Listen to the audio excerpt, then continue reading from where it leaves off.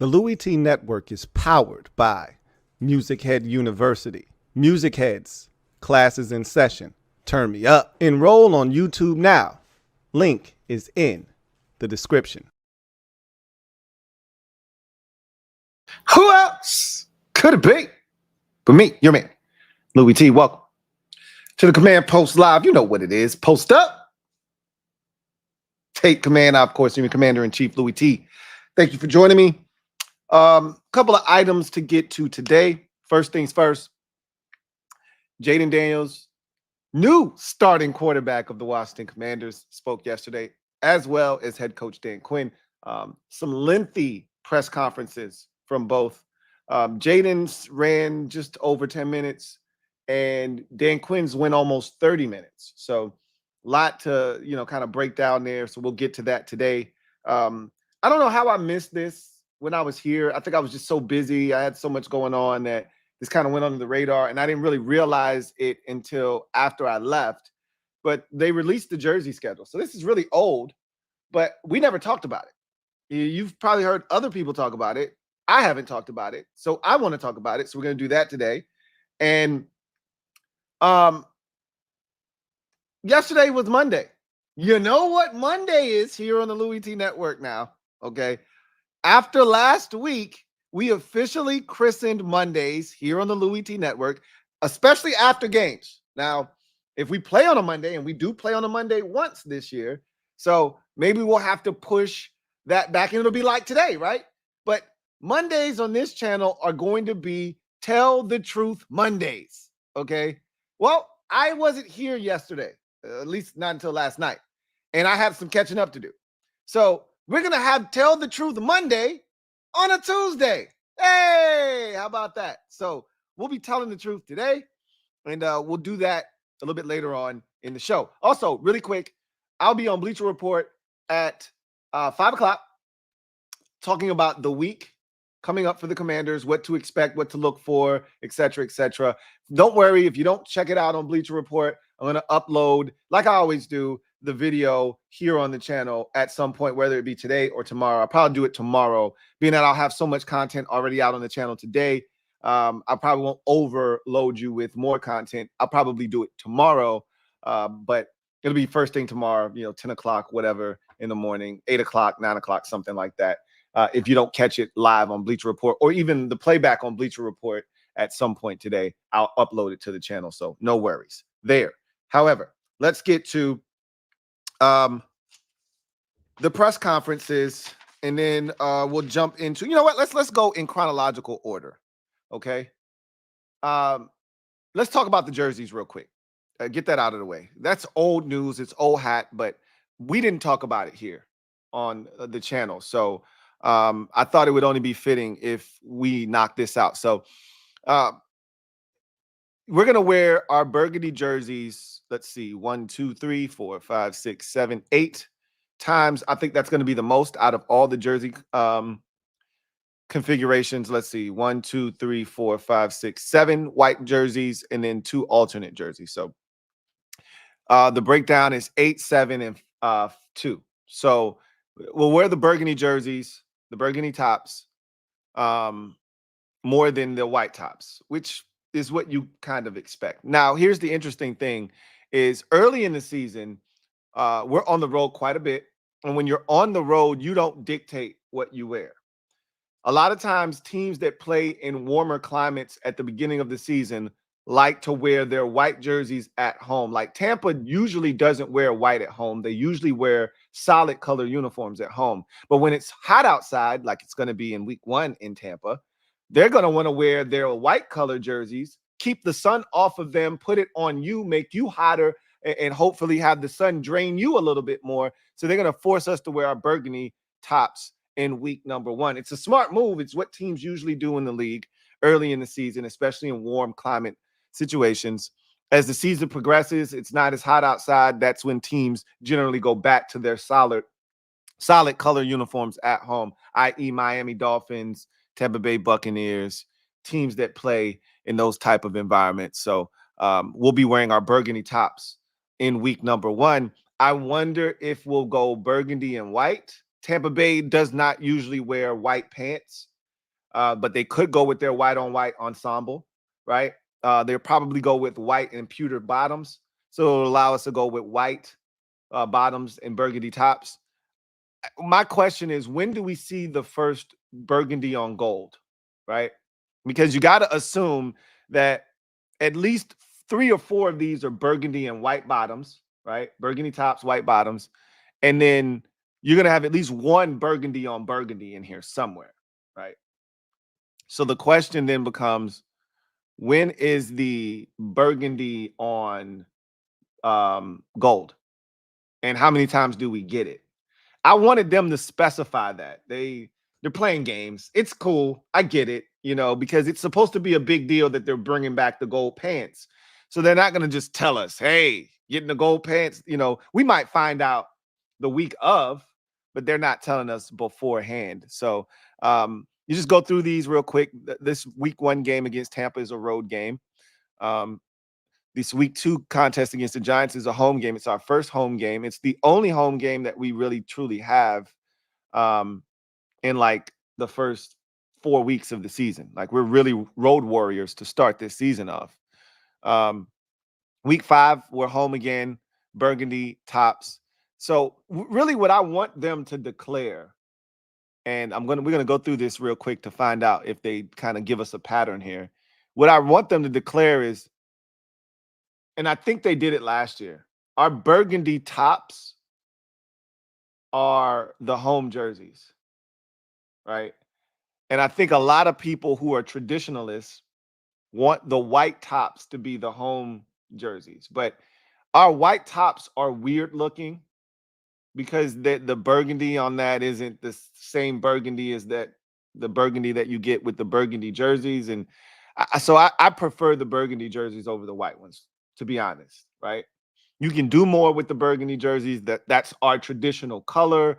The white jerseys, the burgundy on that is kind of off. It's more maroon than it is burgundy. So I prefer the burgundy jerseys at home. And they're clean. When the sun hits them, they're really clean, right? Looks good on a sunny day. Anyway, we're home for Cleveland. I think there's a chance we wear the burgundy with the gold on week 2 against the Giants. I wouldn't be shocked if they did it there, but I'm really looking at week 5 against Cleveland. I think they're going to keep it status quo. I wouldn't be shocked if it's I expect burgundy tops, white bottoms week 1. I wouldn't be shocked if it's burgundy on burgundy in week 2 against the Giants. And then week 3, you get the burgundy with the gold pants. That's my guess. I could be wrong. I hope we get the gold pants more than we get the burgundy on burgundy combination, right? So Carolina week 7, that's a home game. Steelers week 10, that's a road game, or that's a home game, excuse me. Dallas week 12, that's a home game. Oh, I thought Dallas, I'm glad I'm looking at this schedule again. I thought Dallas week 12 was on the road and the last game of the season was at home. We're at Dallas in the last season, game of the season. Yikes. That could be for a playoff spot. I wanted that to be at home. You can't play Dallas at home in week 18 every year. Like, we've played them at home the last 2 seasons. Can't do that every year, right? I just wanted that game to be at home just in case it was for a playoff spot, but whatever. Week 16, that's a home game against Philadelphia. And then week 17, that's a home game against Atlanta. So the burgundy jerseys will traditionally be worn at home. The only outlier here is the game against Tampa. And that's because Tampa wants to be an asshole. And I would be too if I were them. Force you to wear the solid color jerseys. Hopefully the sun beats you up in those jerseys, tires you out quicker. Obviously, week 1 is a lot tougher. Your starters haven't been playing the vast majority of the snaps. You add the sun in, and then you throw the solid color jerseys into the mix. And it could be a cocktail that takes us out in week 1. That's what they're hoping, right? Go to the white jerseys. I'm actually relieved by one of these white jerseys being worn, right? So week 3 in particular, I'm excited that we're wearing the white jerseys because I thought the Bengals were going to bust out the icy whites on us, right? I thought they were going to bust out the entire white ensemble, go crispy white, have the stadium whited out, and really shit on us. I really thought they were going to do that. they're probably saving that for another opponent because, they're a prime timer 3-4 times a year and with Joe Burrow and company. So they probably saving that for a better opponent. Good. Yeah, just wear your standard black uniforms. If you want to wear orange, knock yourself out. That's not going to change anything. I just didn't want them to shit on us with the icy whites. Well, they're not doing it because we're wearing our white jerseys. Yes. So that's the only, time that I cared about wearing the white jerseys. Like, don't let Cincinnati wear the white helmets with the white uniforms and go icy whites on us because that's nasty, right? And then they would have the crowd whited out and it would just be a mess. It's already hard enough to go in there and win as is. Don't add any more sauce to it and add any more difficulty to that trip to the jungle. So it's good that we're wearing the white uniforms in week 3 because that means Cincinnati isn't wearing their white uniforms. Arizona, Baltimore, Giants, Eagles, Saints, and Cowboys are all white uniform destinations for us. And none of these really stick out. And they're not going to do anything, extravagant with the whites. You'll either get all white, white on white, or you'll get white with the burgundy bottoms. So nothing here to see. Here's where things get interesting. The alternate jerseys. These are the black jerseys for those of you keeping score at home. We're going to wear them twice. We always wear them twice a year. The first time is going to be against Chicago in week number 8 at home. Now, I think we've worn these once and won. Somebody has specified this to me once upon a time. I don't remember because I can't remember us winning in these, but somebody's like, yeah, no, we won a game in these. And I believe that person. I just can't recollect the win in my mind right now. I'm trying to think of all the times I remember us wearing the black jerseys. So last year, we wore the black jerseys against the Bears, which we owe them an ass whooping in these black jerseys, by the way. That shit was ridiculous last year. And then what was the other time we wore the black uniforms last year? Was it Thanksgiving against Dallas? No, it wasn't Thanksgiving against Dallas, was it? I don't think so. No, we wore them the year prior. That was the very first time we wore the black jerseys in Dallas early in the season.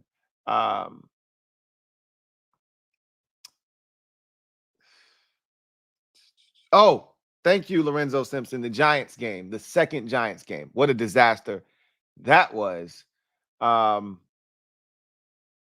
yeah, we lost in them last year. So the one win, I'm trying to think. We wore these now, 3 years, right? So 21, 22, and 23. 22, I know we wore them against the Vikings. We should have won that game.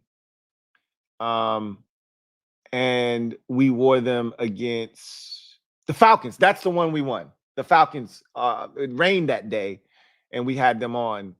That's the game that we won them in when Kendall Fuller had the diving interception. Was it? Did we wear them that time against the Falcons? I think we wore them that day. Interesting. Did we wear them that day? I know we wore them against the Vikings that year. I think we wore them against them. And then the year before, the first year we wore them was in 2021. We lost to the Cowboys. That was the first time we ever wore them. And then the Giants. Did we wear them against the Giants on Sunday Night Football? No. I think we had on our regular uniforms. Can't remember. But I think we lost in them both of those games in 2021 too. So I think we've only won with them on one time in 6 tries. So we're 1-5 in the black uniforms.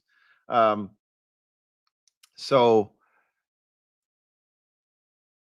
we got some work to do in these alternate uniforms.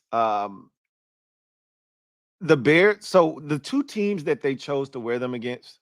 Interesting decisions. For one, we owe both of these teams a loss. Now, Chicago, we owe them an ass whooping. Not a loss, an ass whooping. But I'll take a win. But we owe them for what they did to us last year. That was embarrassing. The Titans, we just owe them because of the way that they beat us in that, gut-wrenching fashion. I mean, that was as dramatic a loss as we've had here in Washington in the last 3 seasons, right? That Carson Wentz pick at the goal line with like 5 seconds left in the game. Like, it doesn't get much worse than that. You got 1st and goal from the 2 with like 20 seconds left, and all you need is 2 yards. And we couldn't get 2 yards. And didn't even get to 4th down, threw a pick on 3rd down. So we owe both of these teams a loss. We need to get a dub in one of these games. I don't know if we'll get in both, but one of these needs to be a win. We have to win in the black uniforms this year. I'd like to win both of these games, to be honest with you, but somebody's got to take an L here. We got to get one of these, if nothing else. I'll be interested to see. My biggest intrigue here is how many times do we wear the gold, and when will we be wearing the gold pants? That's the biggest thing that I'm curious about. My guess, I'm going to go ahead and put my guess out on the table. This is how we're going to roll out the burgundy uniforms this year. Week 1, burgundy tops, white bottoms, because Tampa's going to be wearing their pewter pants more likely than not with their white tops. That's my guess. Week 2, we go Berg on Berg at home for the first game at home against the Giants, which is usually not good for us. But now we got Jaden Daniels. All that shit has changed. We got Jaden Daniels and DQ and AP and the rest of the crew. All that shit's out the window now. So I'm not going to bring old trauma into this new regime and pour that on them. We're going to start anew.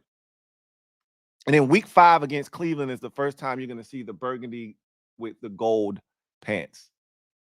The burgundy on gold combination. That's my guess. And then I think you'll see it twice more. Out of the 8 times we wear the burgundy tops, we're going to wear them the gold pants 3 times is my guess. Once against Cleveland, once against Dallas, and once against Philadelphia. So early in the season, and then 2 against divisional foes. That's what I think is going to happen. It'd be sweet if they just wore them against all the teams in the division. You know, pick a game randomly outside of the division, and then I'd split it in half. Go 4 and 4, right?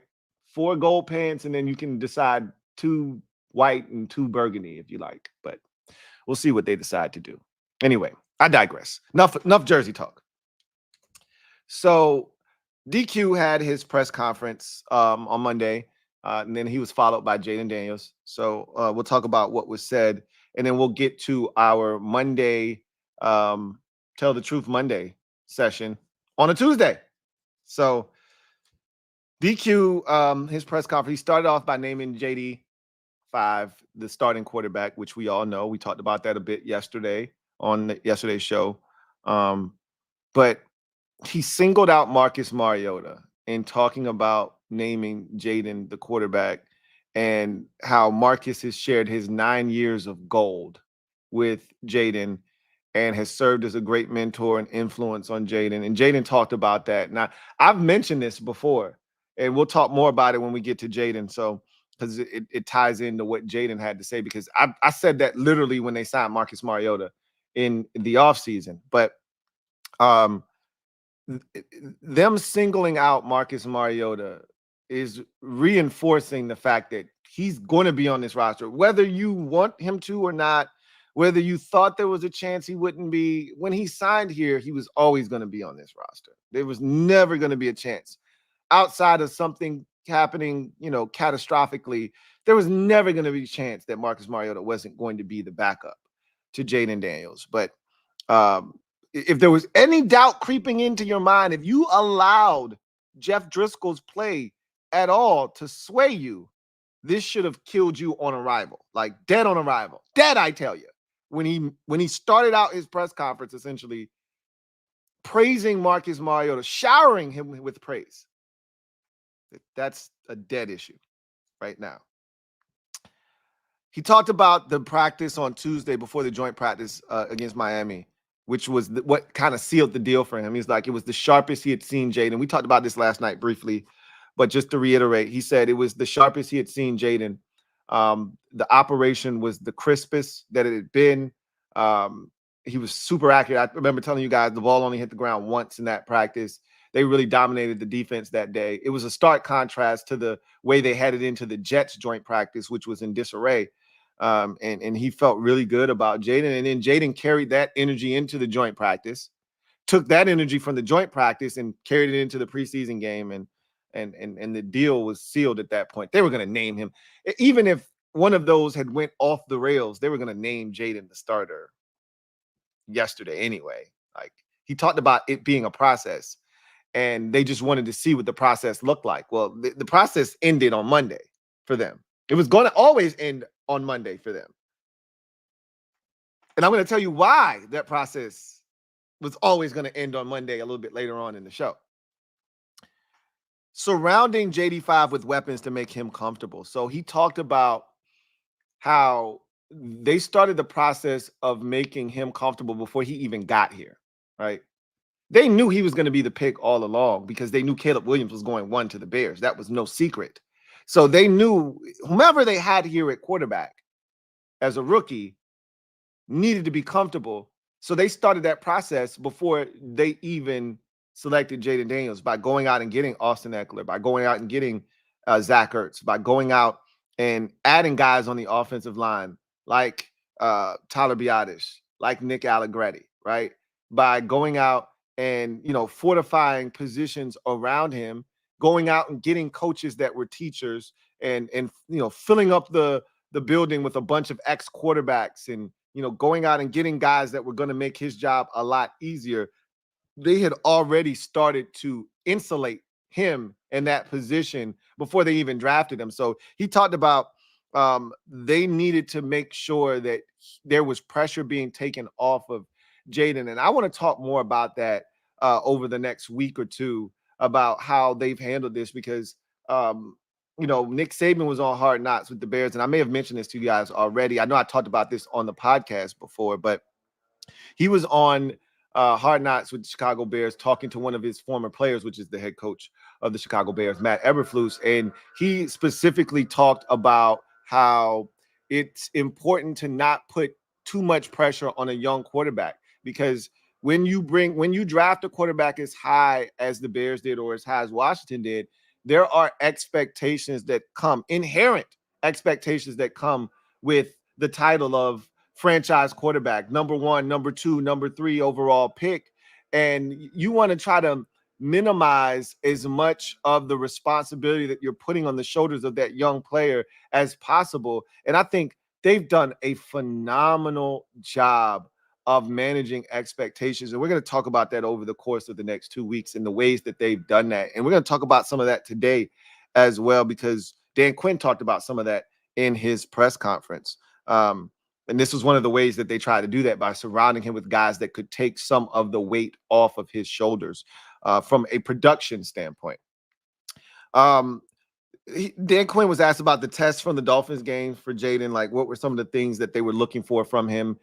He's like, one was getting in and out of plays, understanding what the defense was doing and what were your outs, what were the ways you could, defeat that. And then dealing with the blitz. The Dolphins blitzed quite a bit. I was actually pleased that the Dolphins gave us a bunch of blitzes. They were some of them were traditional double A gap blitzes, or overloading a side, which they did on the play where he threw it to Terry over the top and threw it out of bounds, where I told you guys, and it was crazy, I had not listened to the entire Dan Quinn press conference, so I hadn't gotten to the part where he explained that play in particular. But generally speaking, if you've watched football, you've studied it, and a lot of you study ball just like I do, so you're geeks and things of that nature, so you get it.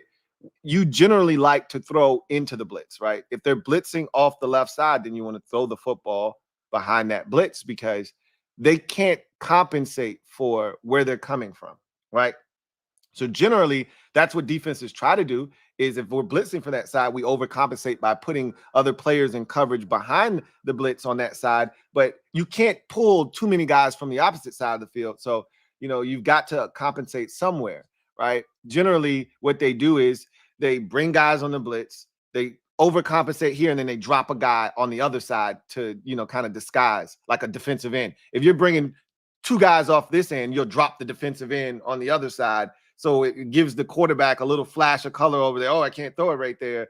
And they try to overcompensate on the back end where the blitz is coming from. But on that particular play, Austin Ekeler, and I said this yesterday, and DQ, I hadn't listened to him say this, so it was refreshing to hear him reiterate what I said, which was Austin Ekeler was in the flats. That's where the ball should have gone. Like, I think it was David Harrison of SI who said that Jayden should have taken off and run. No, he shouldn't have run. He should have dumped it off to Austin Ekeler and let Ekeler do his thing. Literally, it's just the corner out there. Where the blitz came from, the corner was the only guy stopping Austin Ekeler from potentially banging his head on the goalpost. Give Ekeler a chance to break that dude off, right? Don't just chuck it over Terry's head out of bounds. We got an outlet here in the flats to the side of the blitz. Give Ekeler a chance. And that's what I was saying yesterday.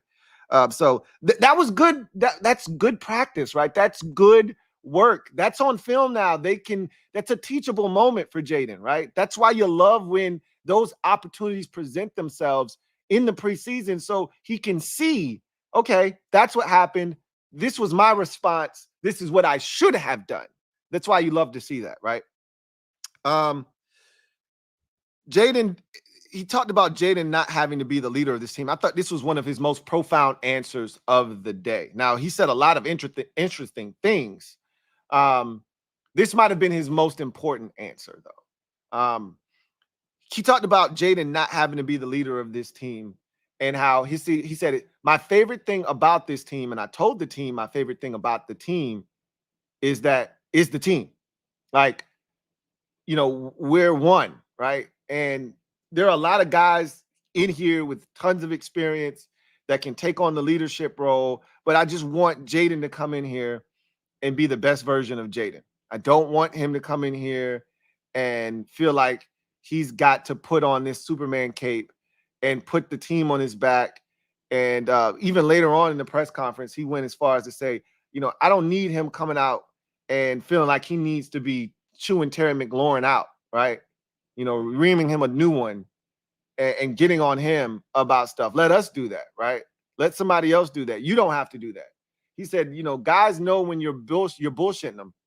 And it reminded me of, John Beck when he came on, and I remember Chris Cooley talking about how he, essentially inserted himself as the starting quarterback the year that we had Beck versus Grossman. Boy, that was disgusting. Man, that was some nasty work. But I remember Cooley talking about how Beck called a meeting, right? Because I want to say, I'm not sure, but I believe that was right around the lockout time, right? When they were working on a new CBA, because, the CBA is every 10 years. So 2011 would have been right around that time. And I believe Beck versus Grossman was either 2010 or 2011. I think it was 11 because we got Robert Griffin III the next year. So in 2012. So I want to say it was 11. And that was the lockout year because they didn't agree on a CBA in time enough to prevent a lockout briefly.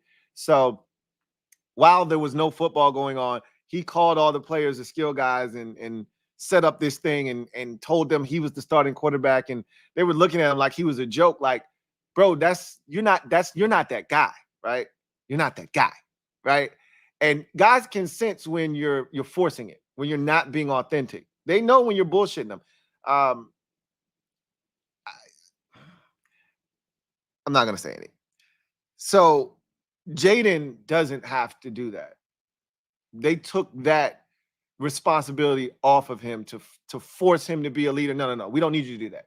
You go out, you be the best version of yourself. You go prove to your teammates that you're worthy of the opportunity that you're currently trying to earn, which is being QB1 for this football team. You go out, you put in the work, you show them the results of your work, gain their trust and their respect, and then we'll go from there, right? You being a leader, that'll come with time. You produce, you go out there and do what you need to do, they will follow you, right? But in the meantime, just be you. I love that response from Dan Quinn. He talked about what the rest of this week is going to look like for Jayden and, both sides of the ball, essentially. And he said they got 2 more installs offensively to do. Then they're going to start trimming the playbook and specifying personnel within the playbook. So that essentially means they got 2 more overall installs this week. Then he said that's going to take place on Wednesday and Thursday. Then they're going to start preparing for the Patriots in the preseason game on Sunday night.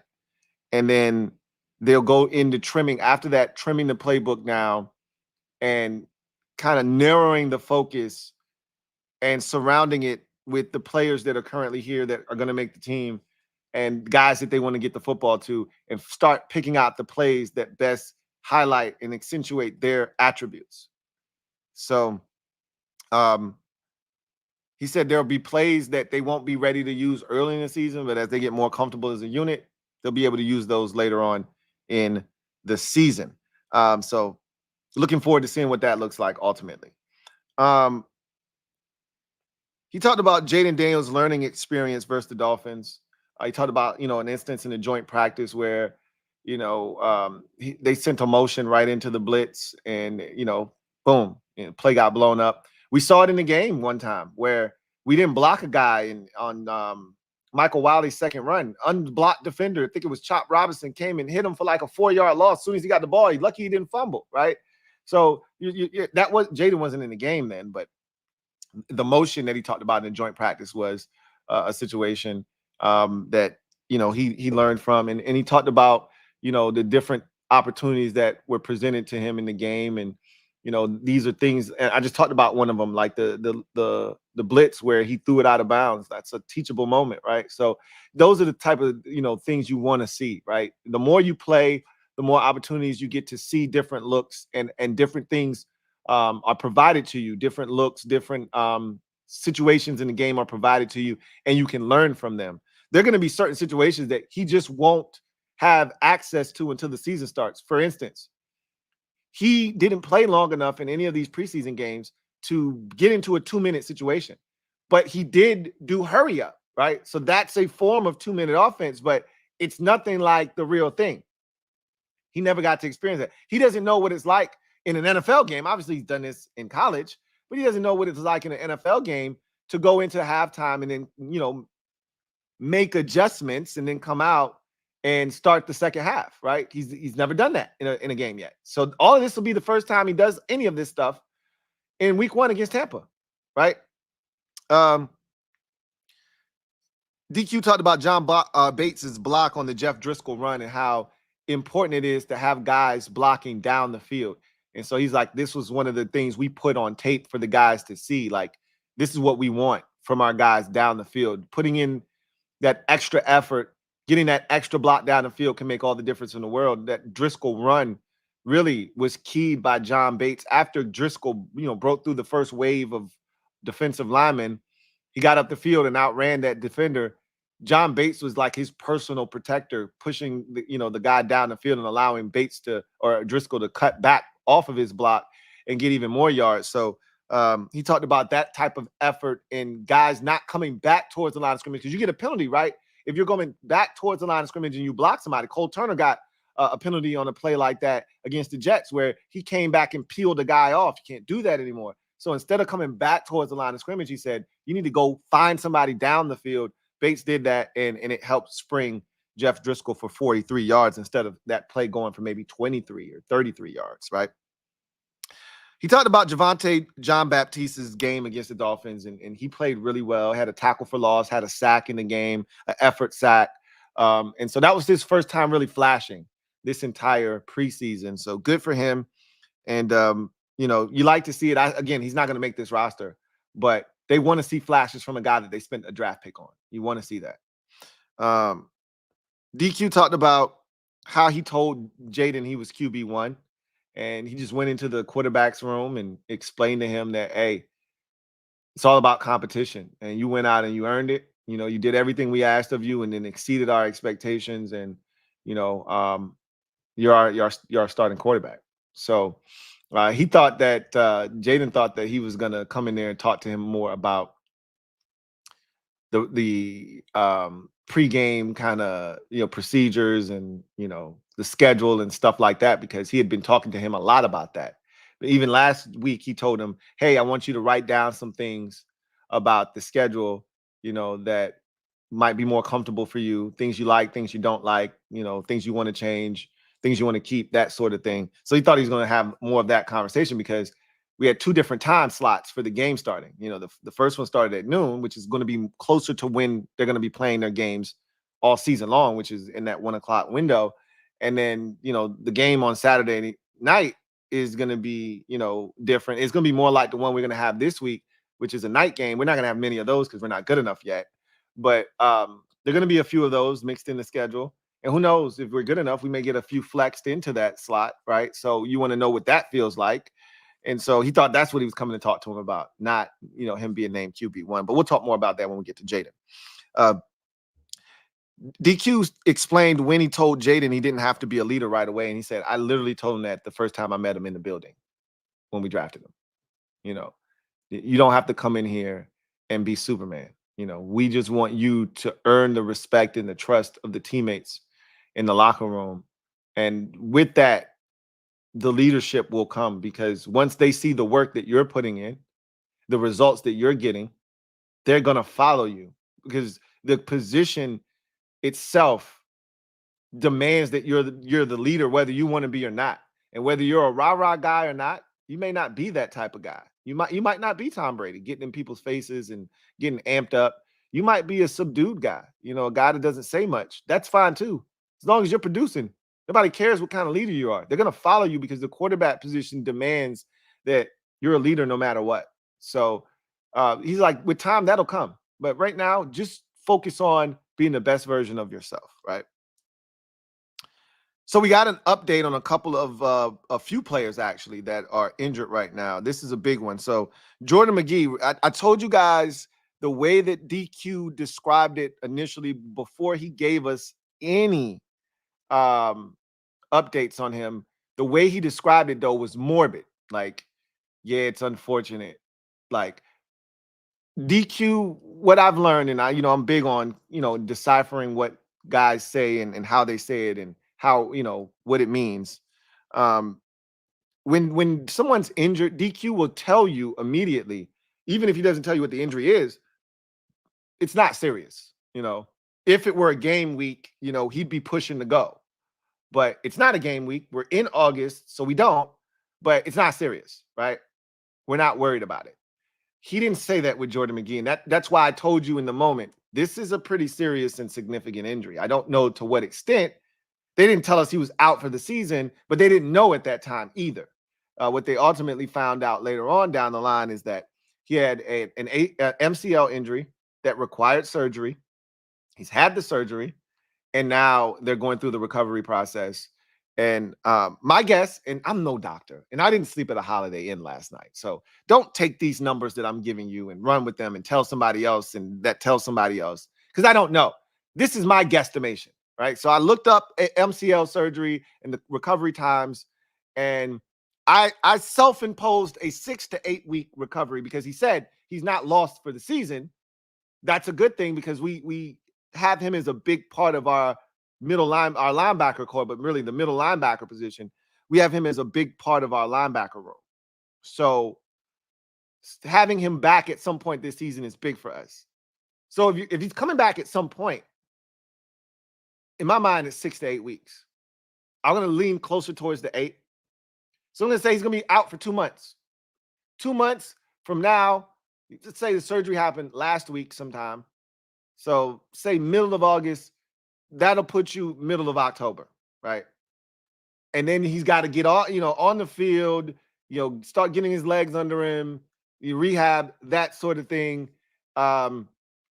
So let's say that somewhere around November, Jordan McGee will be off the PUP list. That's my guess, right? Sometime before November is when he'll show up off IR, whatever list they put him on. I would assume it'd be PUP because it's before the season started. So that's good news. It could have been worse. This is the worst injury we've had thus far. Hopefully it remains that way, right? We've been pretty fortunate. I'm going to stop right there. Let me just shut my mouth.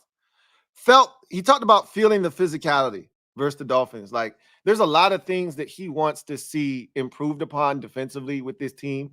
I can tell he's not happy quite yet where we are defensively. He would like us to be a little bit further along.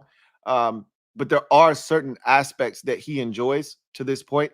I am included in that I told you guys yesterday, and I hadn't heard this part of DQ's presser yet, but me and him are here. We're aligned in that there's certain things that we saw that we liked. I told you that I loved the run game physicality yesterday or Saturday night.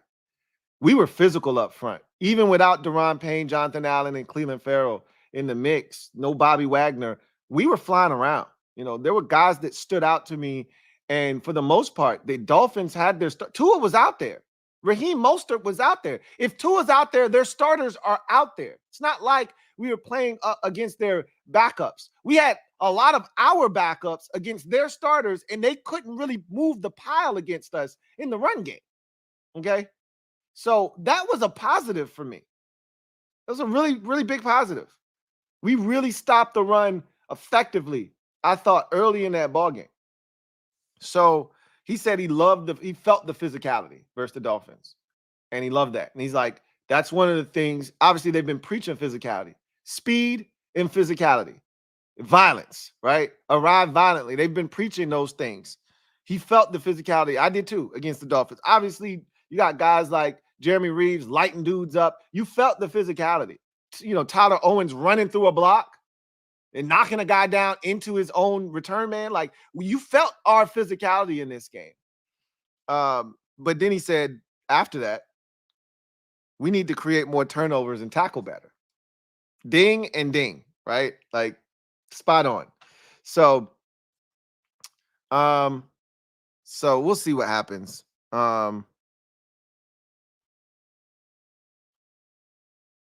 O-line cohesiveness he talked about. So this is the first time we saw 4 out of the 5 starters on the field together in a game setting. You could argue it's 5 out of 5. We still don't know. And we're going to have a conversation today about Brandon Coleman. But Lucas didn't play last week against the Jets. Neither did Wiley. But the 3 interior guys did play last week against the Jets. And so he's like, those 3, I'm not really worried about them. And he's really been saying that from the jump. Like, the 3 interior guys are good to go. But it was good to see the tackles get in there and get in the mix, get comfortable. He talked about, Wiley shaking off some of the rust. You don't want the pre-snap penalties and things of that nature. Had the holding penalty, obviously, that derailed the drive. So, those are things you want to avoid. But ultimately, they did a good job. Again, it wasn't the Dolphins' A team out there. Don't care. That even makes me feel better, because had they had their A team out there, you would be able to assess better. But then maybe Jayden wouldn't have gotten, because right now it's about Jayden building confidence. At some point this season, our line probably is going to get wrecked by somebody else's front, and it's going to look inferior, and he's going to have to run for his life. And we're going to be like, man, we got to fix the offensive line. There'll be 1 or 2 games throughout the season that probably will happen. But right now, you want him to go into these games coming out without a blemish. He hasn't really been hit at all this preseason. They've gotten the ball out of his hands, so he really hasn't been touched, to be honest with you. And the one time he got touched, he's like, oh my God, they act like he's made of glass or something. And he barely got touched on that keeper for 13 yards. And then get down, you get out of bounds. Like, he barely got touched on that play. Like, I get it, you don't want him to take any hits, but he's gonna get hit. It's football, right? But the offensive line has protected him in both preseason games, and we were shuffling the deck against the Jets. The Dolphins blitzed a bunch, and they didn't get to him. Great protection by the running backs. Brian Robinson was excellent in pass pro, and the offensive line did their jobs, and he was able to stand back there and deliver the football, and it came out quick. Granted, these plays, 2 seconds, balls out, quick out, comeback, hitch, balls out, wide receiver screen, ball out. I get it. But even in situations like that last year when Sam Howell would do it, we didn't even have time to get the ball out in situations like that sometimes last year. So it's good. The line being able to protect against blitzes, which they saw a bunch of them from Miami, and then them being able to keep him upright when they did go into a drop back setting. That's positive to see, right? And it's helping Jayden build confidence.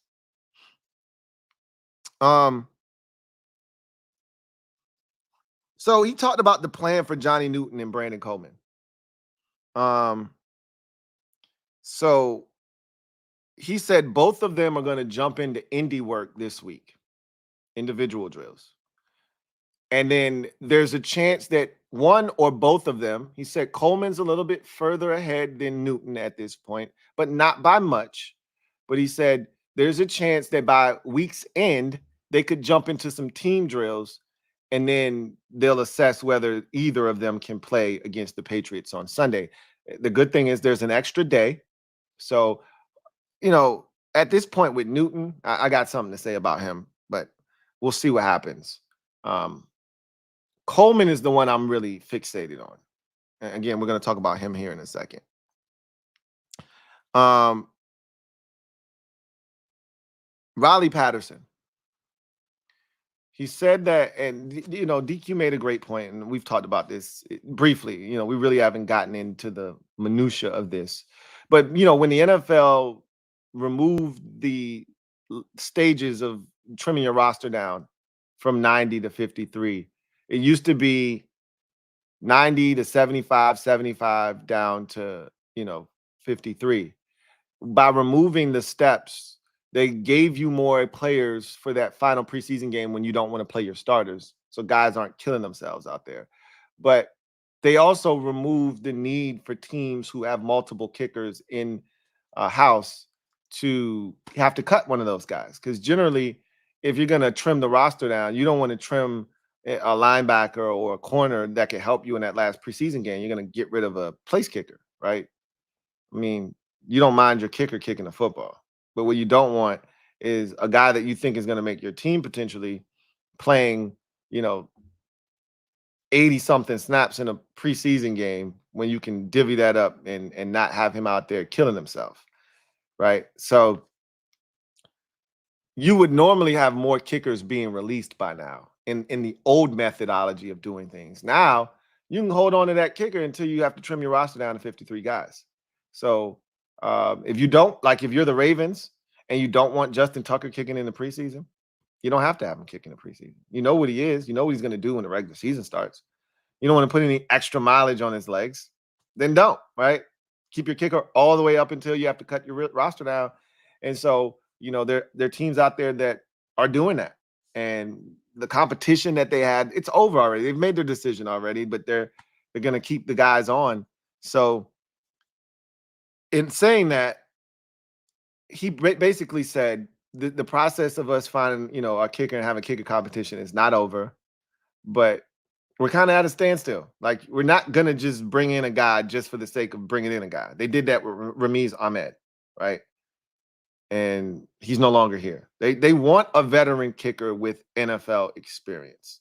So when one of those guys shakes free here in the next week or so, that's when they'll scour the waiver wire and they'll sign one of these guys. And the beauty is, and I've said this already, unlike any other position on the field outside of punter and long snapper, the specialists don't need cohesion with the rest of the team. They don't have a scheme per se.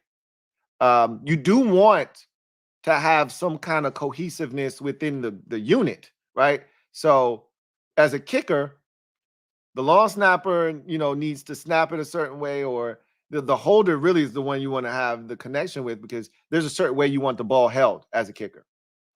So those things, you can work on that, though, off on the side. You get those mechanics down. It's not a big deal. Like, kickers don't have to have a ton of time to integrate themselves onto a roster. So we can find a guy 2 days before the season starts. That's not going to be the case. They'll figure that thing out well before the season starts, but you're not going to have a lot of opportunity for game reps, obviously. He's going to have to kick in practice, and then you pray that he's ready to go week 1 versus Tampa. But right now, Riley Patterson hasn't done himself any favors. He's still in the mix, but if they can find a suitable replacement, he's probably going to be gone. Right? If they can't, we might be stuck with Riley Patterson. So this is the conversation that we're going to have here in a bit. Brandon Coleman This was a great question that I think Nikki Javala asked of DQ. Brandon Coleman, the need versus the want for him to play, to have to start week 1. We're gonna have that discussion here today, because I think that it's funny that was brought up, because I was planning on having that discussion with you guys today anyway, but then Nikki brought it up, and it made for an even easier discussion because DQ answered the question. I still want to know what you guys think, though. So he said that there's a need versus a want. Does he need to play in a preseason game, get preseason action? No. He could be ready to go right after the preseason game versus the Patriots. Not ready to go for that game, but ready to go right after. And there's 2 weeks for him to prepare for week 1 against Tampa and be the starting left tackle.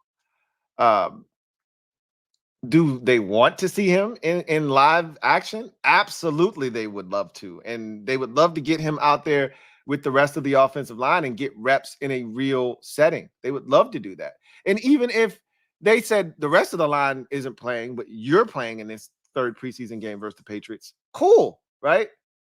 Like, go do your thing, and then we'll integrate you with the rest of the offensive line. But we just need to see you in a live rep setting before the season starts. That'd be awesome. But is it a necessity for him to be the name the week 1 starter at left tackle? No. That's what DQ said. Interesting. We'll talk more about that. Then he talked about the cornerback position, the wide receiver position, and the return game. And, some of the things he saw in the Dolphins game in particular. He talked about the cornerbacks, Juice in particular, getting beat for the touchdown was poor technique, he said, on his part. He talked about this was the best week of practice for Emmanuel Forbes. They didn't even really go Forbes' way in this game. I don't know if that was by design or what, but he really didn't get targeted. I don't even think he got targeted while he was in the game. Tua was getting it out of his hands quickly, so that also helps. But, Forbes wasn't a target in this game. And so, Forbes, it was funny because during the telecast, he essentially talked about hearing the noise. You know how players try to act like they don't hear the noise outside of the building. And he's even insinuated in past press conferences, I don't worry about what anybody's saying.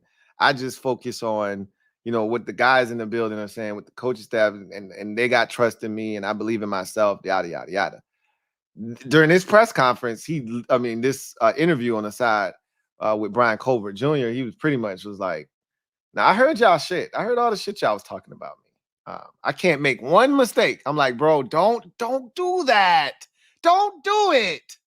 Don't feed into that negativity. Don't acknowledge it. Because it makes you seem weak-minded. It makes you seem vulnerable to the criticism. Don't do it. Don't start, don't get into, the back and forth with people who want to talk shit. Fans who want to talk shit. Don't do it. You can't win, right? And it's not like he said anything negative about anybody, but the fact that he acknowledged he can't do one thing wrong, don't do that. Don't do it. Don't even waste your time, bro. I cringed when he did that. Like, no, Emmanuel, no. Somebody, PR, get to him and say, don't do that. Don't do it, right?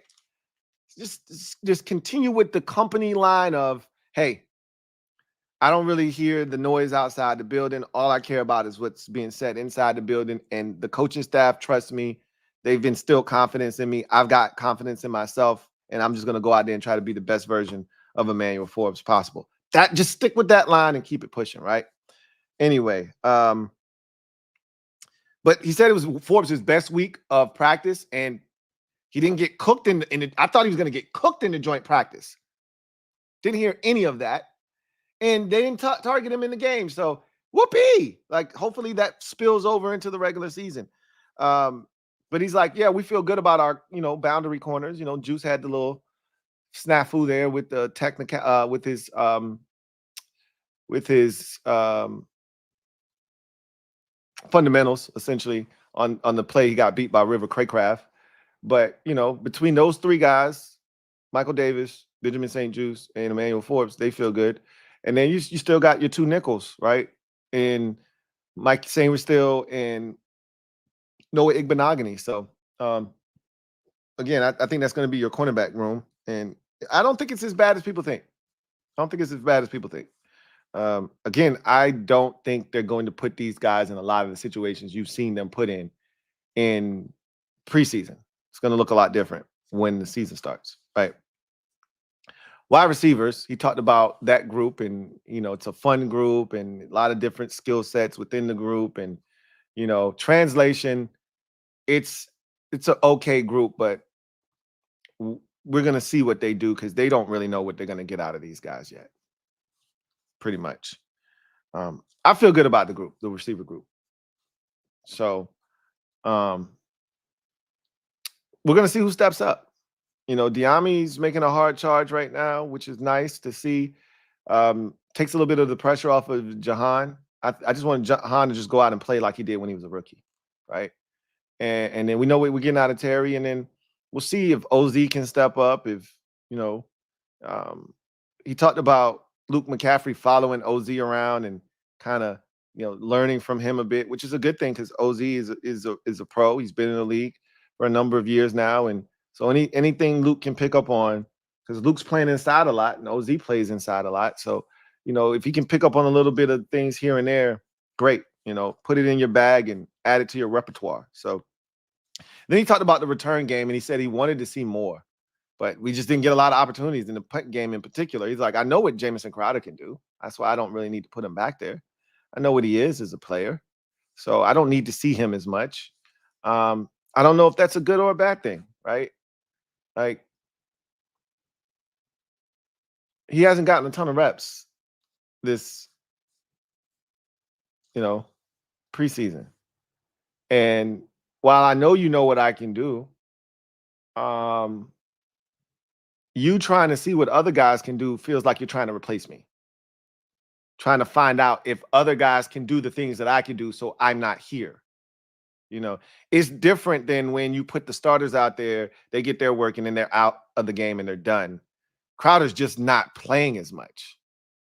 Like, he literally got some 2-minute work, and then we didn't really see him out there. And we didn't see him at all in the first preseason game. So sometimes it's a benefit. These other guys get put on the field and they show that they're incapable of doing some of the things that Crowder can do. And that makes you more valuable. But if they find guys that are capable of doing it, it makes you expendable. I think they're kind of leaning towards that more so with Crowder than anything else, but we'll see what happens. So that was DQ's press conference in a nutshell. We get to Jaden's presser quickly. Thoughts on being named the starter? He was like really excited. He said, it was a blessing to be named starter. It's a dream come true. He put in the work, he earned it, and he's ready to get to work, right? He talked about the process being named the starter, and he said, look, it's a competition. And I loved one of his answers about leadership at the NFL level. And it kind of ties into this process of being named the starter and the competition piece of it that DQ kept harping on. But Jayden was like, I'm drafted, as the number 2 overall pick. Like, I can't just be given the job. There's guys in that locker room who weren't drafted in the first round, the second round, the third round, 4th, 5th round, that had to earn it, like who had to fight to get on an NFL roster, to fight to have an NFL career. Who am I to come in here because I was drafted number 2 overall? Who am I to just come in and be given the job? It's sort of like the rookie wage scale, when veterans would be pissed off when these young players would get drafted and they would immediately be the highest paid player on the team. Who is this guy to come in here who hasn't played an NFL snap? I've bust my ass for 7 years. I've been an all-pro 3 times, and this man's making 3 times the amount of salary I'm making. And he hasn't played an NFL snap yet. Like, they had to put a stop to that shit, right? So I I thought that was a great answer, but like he just gets it, right? Like, man, who am I to come in here and just be given a job?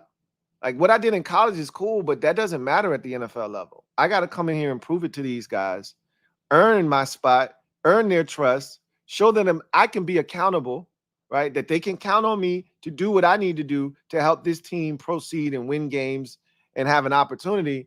And then I can be a leader, right? And so I had to come in and earn the right to be QB1. That's a great answer, man. Like, but what else did you expect from him? It's all he's been is the consummate professional since we drafted him. He talked about his second preseason game and some of the takeaways from the game. He talked about tempo, which they did tempo in this game. We hadn't seen tempo, in the first game against the Jets. Oh, he was only out there for 11 snaps. And again, he only threw it 3 times. So they let him throw it a bunch more, right? 12 attempts in this game. And we saw the tempo after a completion and run up to the line, and they're snapping that thing in 12 to, not 12, about 15 seconds into the play clock. So that was fun to see tempo. I talked about that yesterday. And he talked about the execution, being able to execute a play, getting into a manageable down and distance, which they did consistently throughout his first 2 possessions, getting into those 3rd and 3 situations. Now we can run a short route, pick up the first down, move the sticks, do it all over again. So the execution of things, we didn't get much on first down, but now we're going to get 7 on second down and make it 3rd and 3. All right. He talked about the camaraderie in the locker room, how guys were truly, and genuinely excited for guys when they made plays. You saw Jayden jumping up and down the sidelines when Trace McSorley almost threw the touchdown pass to Mitchell Tinsley, right? When Mitchell didn't catch it, he was jumping up and down the sideline like, oh, so, these guys get excited. When Jamin Davis got that sack for his fumble, Deron Payne is the first dude charging onto the field to congratulate this man, right? And DQ talked about a situation where Tyler Owens made a play on the sidelines and Jonathan Allen is running down the sidelines to give him love. Like, these guys genuinely root for one another, want to see them do well. And that's that brotherhood that DQ has been preaching about this entire time.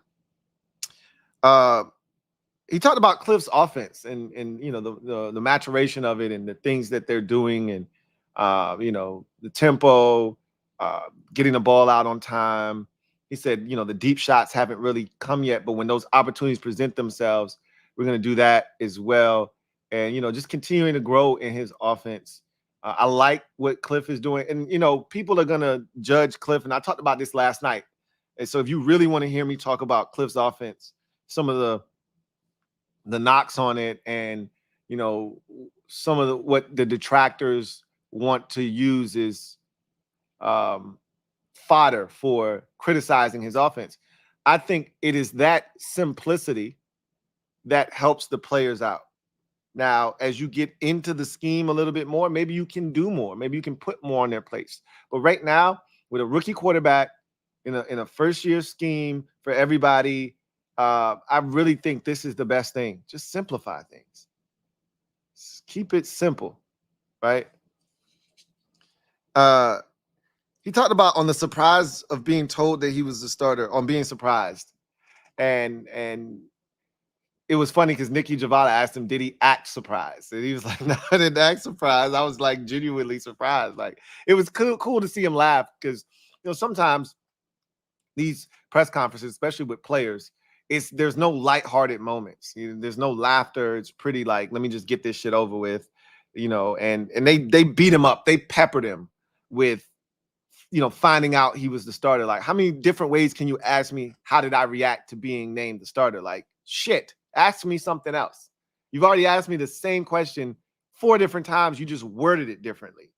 So it was good to see him laugh about something when Nikki asked him, did he act surprised? Because he knew he was going to be named the starter at some point. He just didn't know when. And he was like, well, I didn't know. I thought he was coming in there to talk to me about my, game day schedule again, things that I wanted to change, like this, that, and the third. So I was genuinely surprised when he came in there and told me I was the starter, and then they asked him, has he practiced sliding to this point of his career? at all at any point? And he's like, no, which I'm not really thrilled about. I don't think he knows how to slide. That's the guys that don't know how to slide are the ones that usually take, the serious hits. Now, Lamar doesn't know how to slide either. But you just got to figure out how to get down. When you know how to slide, you generally slide early, right? Before you can get hurt. He doesn't know how to slide. And you can't tell him to get down, but he doesn't know how to get down. So they got if you watch Hard Knocks, they taught those Bears quarterbacks how to slide.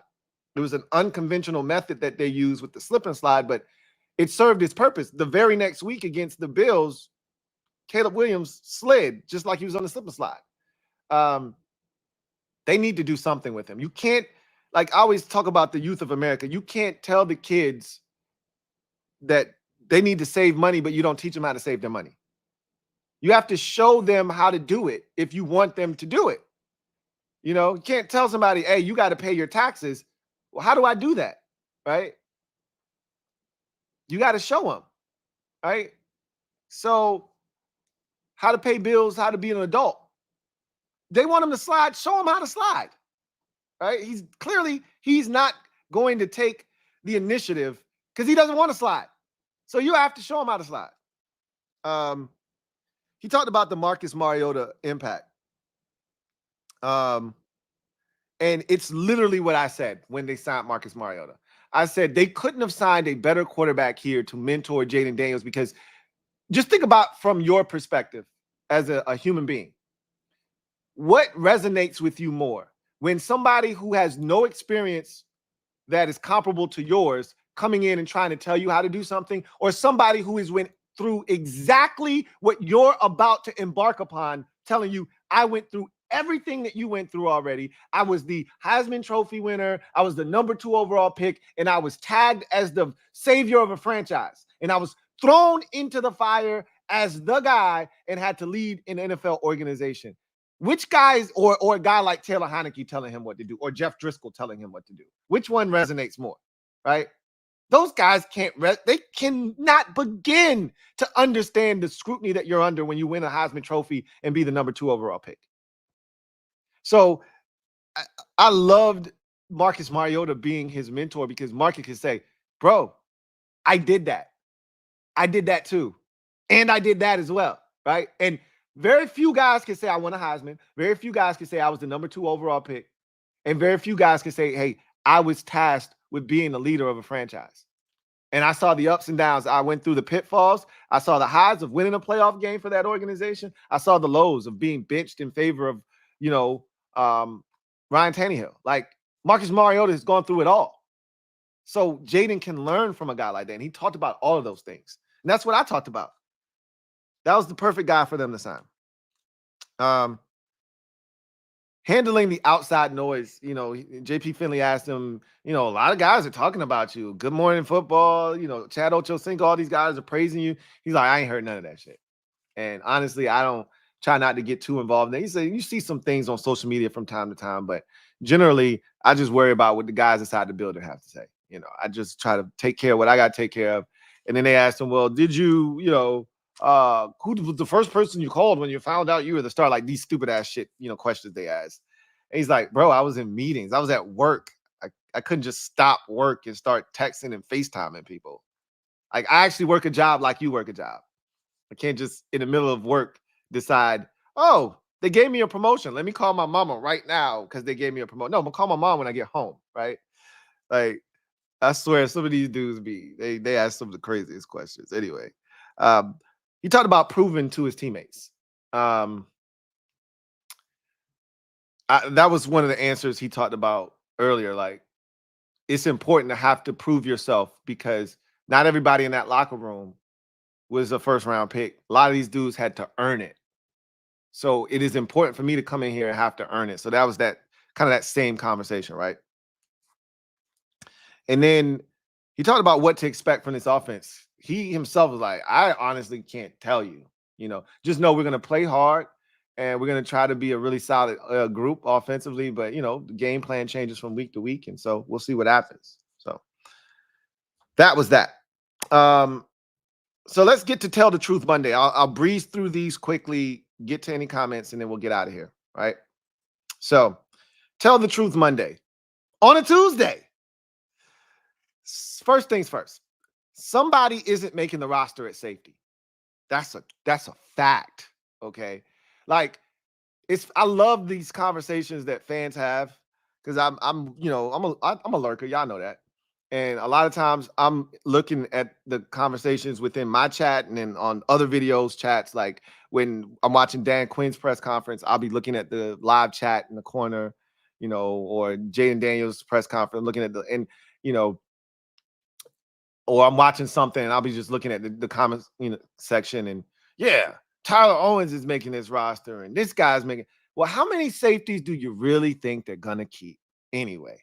Like, they theoretically speaking, they could keep 6. That's not out of the realm of possibility.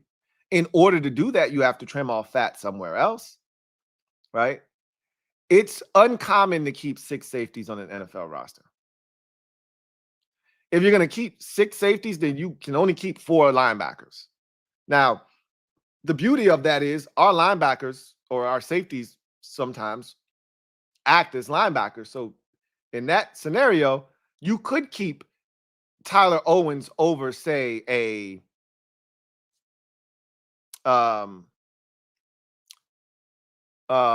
what's the linebacker name that we got from Anthony Pittman? You could keep a Tyler Owens over an Anthony Pittman. They could service the same purpose, I guess, theoretically speaking. But are you looking to do that? You could. But just again, I just want you, and we're gonna do this over the next week or so. I'm gonna go through these positions. Just understand, Defoe, I'm convinced of this, right? You got your 2 starters in Jeremy Chin and Quan Martin, definitely making a roster. Percy Butler feels like a lock at this point. So does Defoe. Jeremy Reeves is the one I'm starting to look at like, are you going to be here? And I have to stop looking at those guys. I'm going to talk about that here in a second. But I have to stop looking at those guys for them in these roles that they're not going to be in when the season starts. Like, it's the equivalent, me looking at Anthony Pittman as an inside linebacker and looking at Jeremy Reeves as a, free safety, is the equivalent of me looking at a guy that is a 3-point specialist and asking him to be a ball handler. Like, and then when he gets plucked or he's not handling the pressure well because he's not a great ball handler, he's really a 3-point shooter. I get upset when he's getting the ball taken from him, or we can't get into our offensive set until there's 8 seconds left on the shot clock because he's struggling to bring the ball up the court. That's not who he is. And you're asking him to do something that he shouldn't be doing. So why are you getting upset when he doesn't do it? These are special teams guys.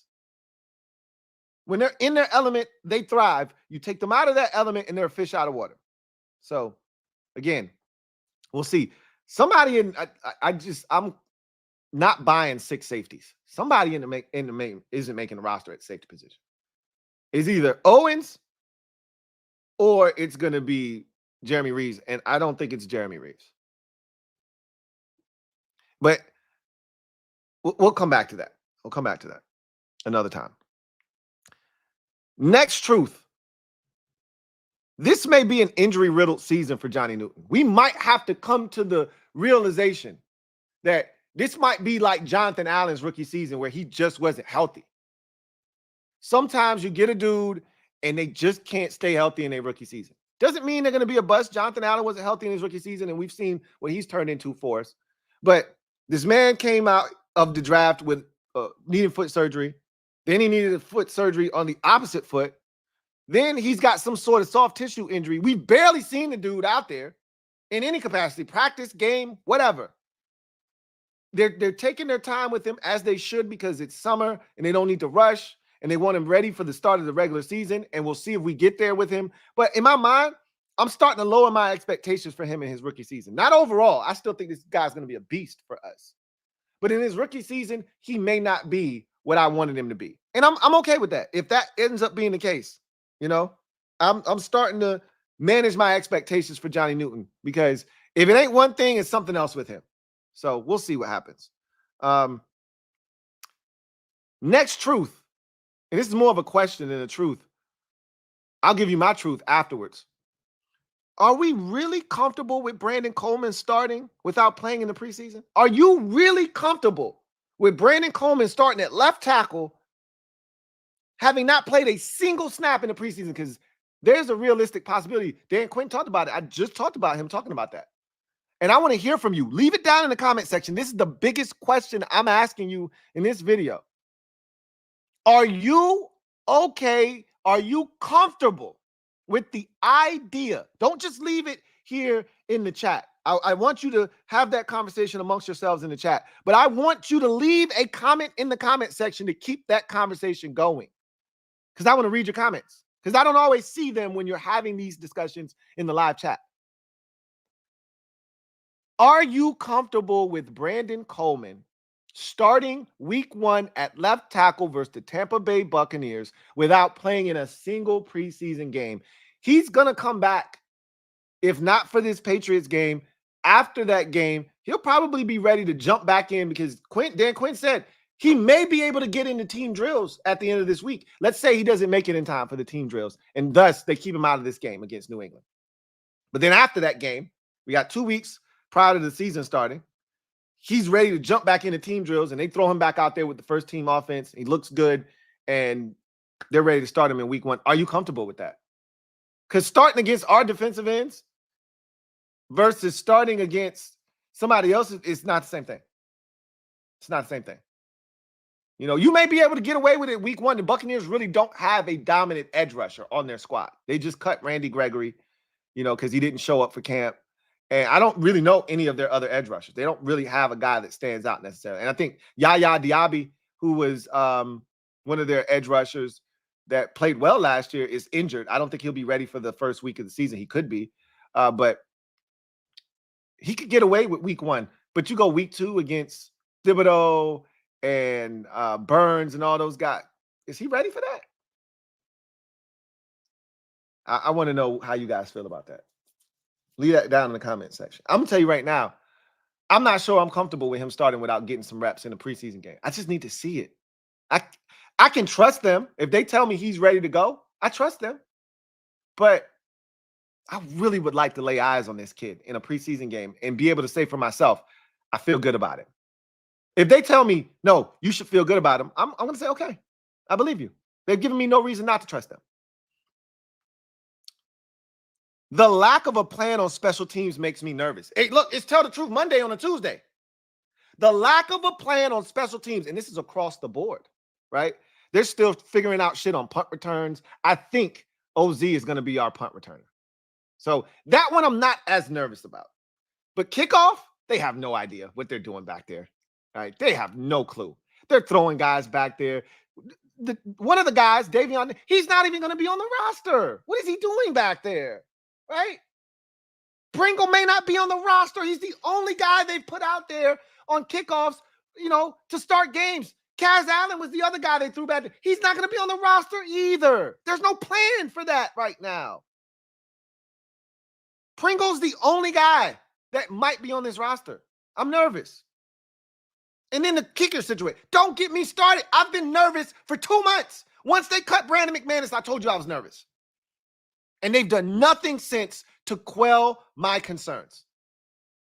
The lack of plan on special teams right now has me nervous because we're not good enough as a team to lack in any area specifically.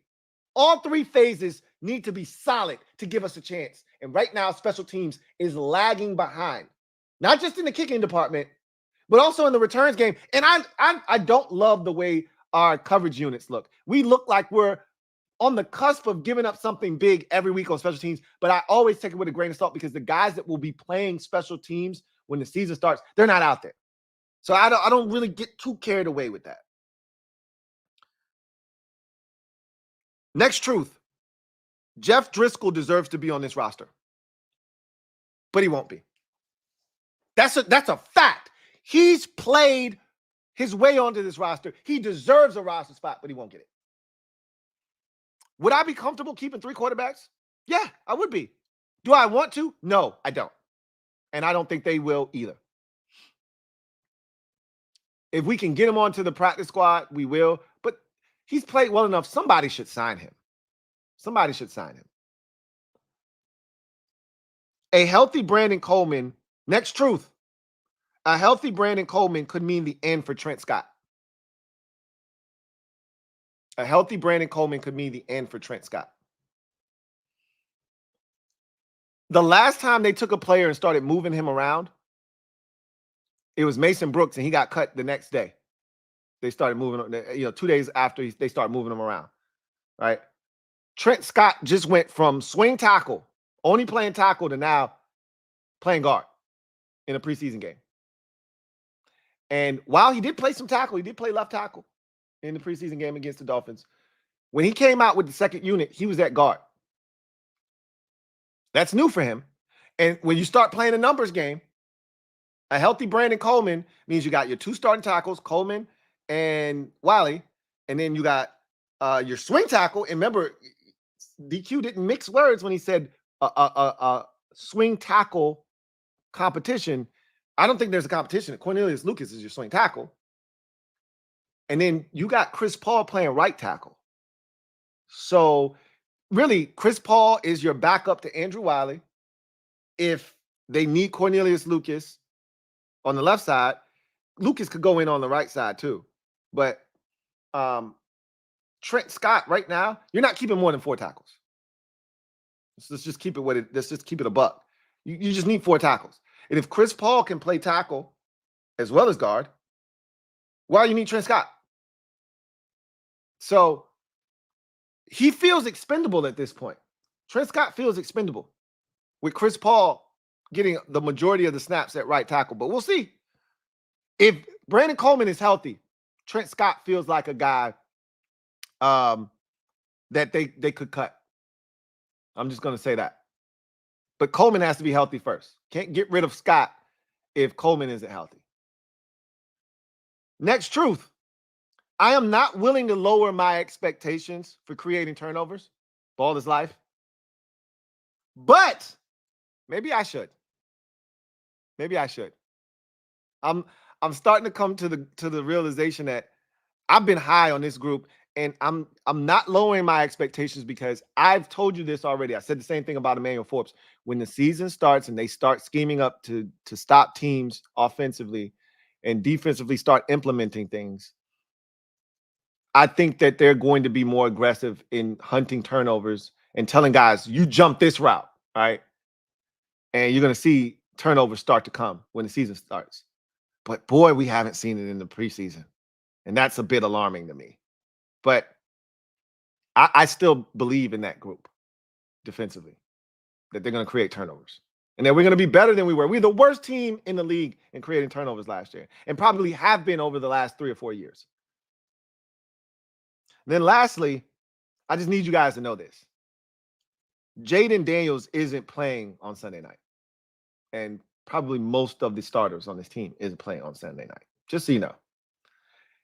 DQ has been pretty consistent in his messaging. When Jayden is playing, he'll tell us right at the beginning of the week, yeah, he's going to play. He said, we'll handle that later on in the week. Translation, nah, I just named him the starter so that there's no pressure for him to play. If I don't know who my starter is, then he needs to play. Like the Patriots don't know who their starter is. Maybe they need to play their guys to figure out who the starter is going to be. Broncos don't know who their starter is. Maybe they need to play their guys in this 3rd preseason game to figure out who the starter is. We don't need to do that. We don't need to do that. Jayden Daniels is our starter. We don't need to play him in the final preseason game, and they won't. So let's get through these comments quickly.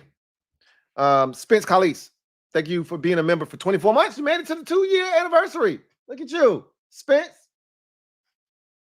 Who writes? Louie, been a great 2 years. Love you, buddy. Likewise, man. Love you too, man. I really appreciate you. And I look forward to many, many more years to come, man. DMV Bay, thank you for the super chat. Greatly appreciate you. Thank you for being a member of the MOBB. DMV Bay writes, for wide receiver 1, should Jahan get the nod at wide receiver 2 or give it to Diami and use Jahan in the slot? It really doesn't matter. 2 versus 3, slot versus outside. What determines wide receiver 2 is your production. You know, how many targets are you getting? What are you doing with those targets? Whether you play in a slot or out wide doesn't determine if you're the number 2 receiver. It's how often are we getting you the football? That's what determines, are you a number 2 receiver? I mean, A.J. Brown lines up in the slot a ton for the Eagles. He's their number 1 receiver, though. He can go outside and go inside. Devontae Adams can go outside, inside. It doesn't matter where you line up. It's how often are we getting you the football?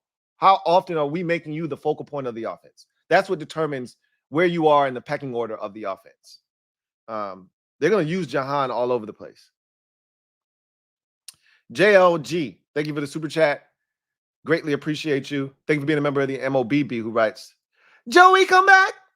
Da-da-da-da. You can blame it all on me. We were wrong, and I don't want to start the season without you. What you know about that journey? What you know about that journey, JLG? Oh, man. You stupid as hell. Hey, I was never in favor of moving on from Joey Slye that quickly, but he wasn't their guy. He was our guy. He wasn't their guy. And so they wanted to get their guy in here. They just made a mistake. They didn't know Brandon McManus was a perv. So, I mean, shit happens, but it's unfortunate because now look at where we are. We could have just had, if they could have kept Joey and signed Brandon McManus. I thought they could have done that. They didn't need to. But Brandon wasn't Joey wasn't under contract. That was the thing. It's not like they cut him. They just didn't re-sign him. He was a free agent.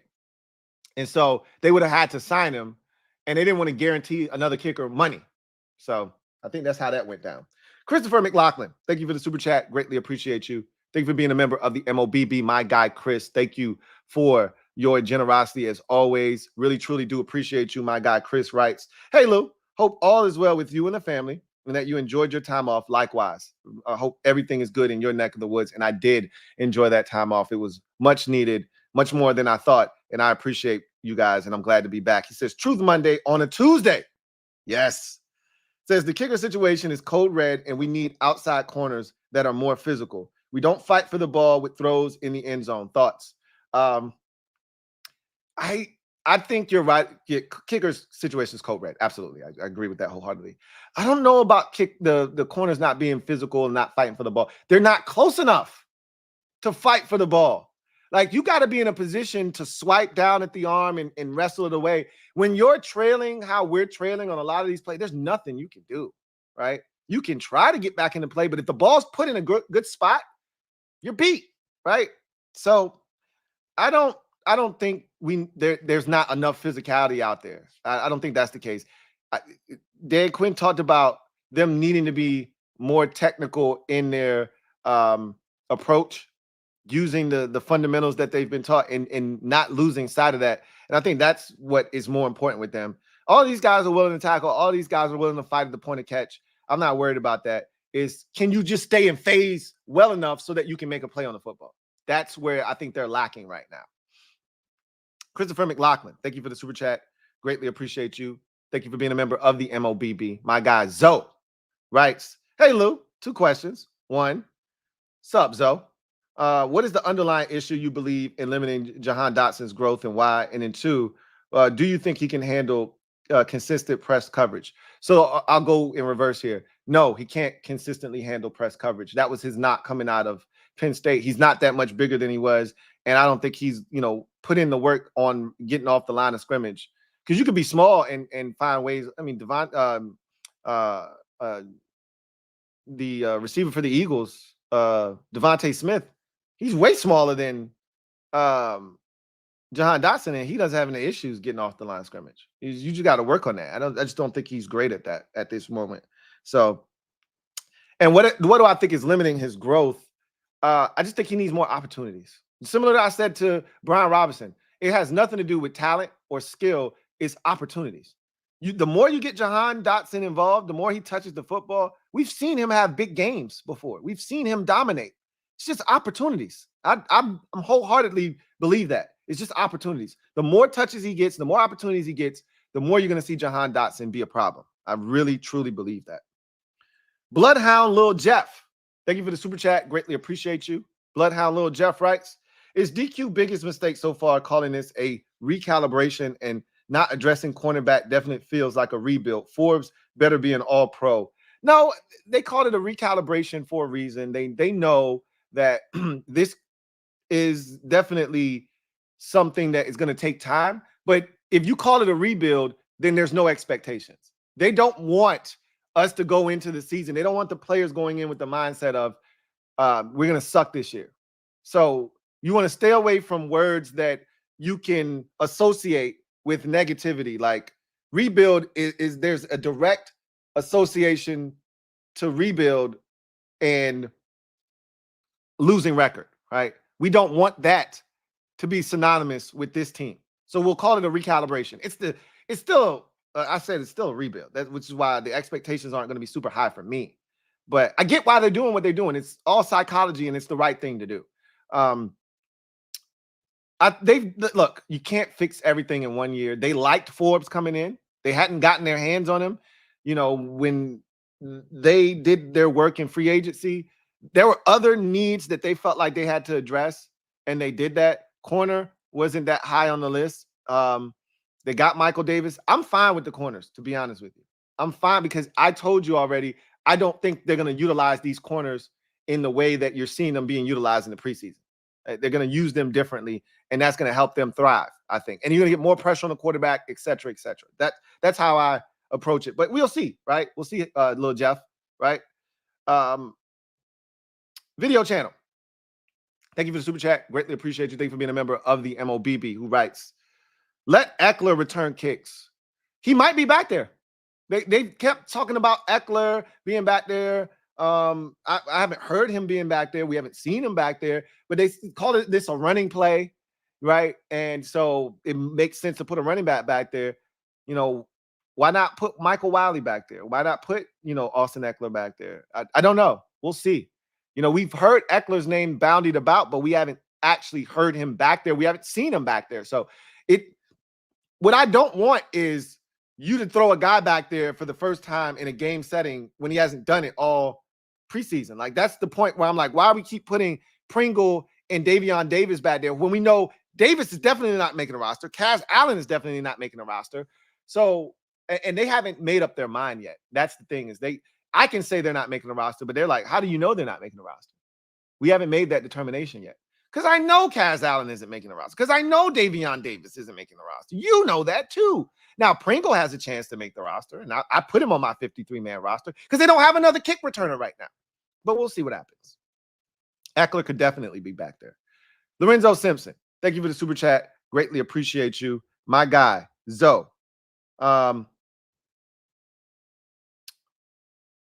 Thank you for being a member of the MOBB. I think I've read your name before, but I might have been reading somebody else's. I think it was Chris. It was Chris McLaughlin's super. Let me double up for Chris. My bad. Double up. I don't know why I was calling your names though, but I'm reading Chris's super chat. It all just kind of clicked for me like that just now. My bad, Chris. Thank you for doubling up. And Zoe writes, we don't know if Coleman is ready, but we know Lucas isn't. Baptism by fire. That's kind of the mentality I have, but I'm still a little nervous. But I won't say Lucas isn't ready. We just know what he is, right? We know what he is and what he isn't. We don't know what Coleman is or isn't yet. So I'd like to find out. It's just tough when you're finding out in regular season games, right? Because the fan base doesn't have patience for that shit. He gets cooked in a game and we end up losing because he gave up a strip sack fumble. They're going to crucify the kid. You know what I mean? And so I just want to know, right? But I feel you, Zoe. You're not too far off. I kind of have the same mentality of like, I know what Cornelius Lucas is, and I'm cool with him coming off the bench. Let's find out what the kid has, right? Only way to find out is throw him out there. But now you're throwing him out there when the games matter, instead of getting this work in the preseason when we got to assess, is this guy ready or not? But such is life, right? Anyway, I kind of think I tend to agree with that assessment. So anyway, that's going to do it for me, your man Louie T, here on this installment of the Command Post. You know what it is. Post up. Take command. I appreciate y'all kicking it with the kid on this afternoon session. I'll be back later on tonight for the Louie T Network podcast. Lots to discuss there. I'm going to be on Bleacher Report here in the next 5 minutes. So if you want to go over there, check it out.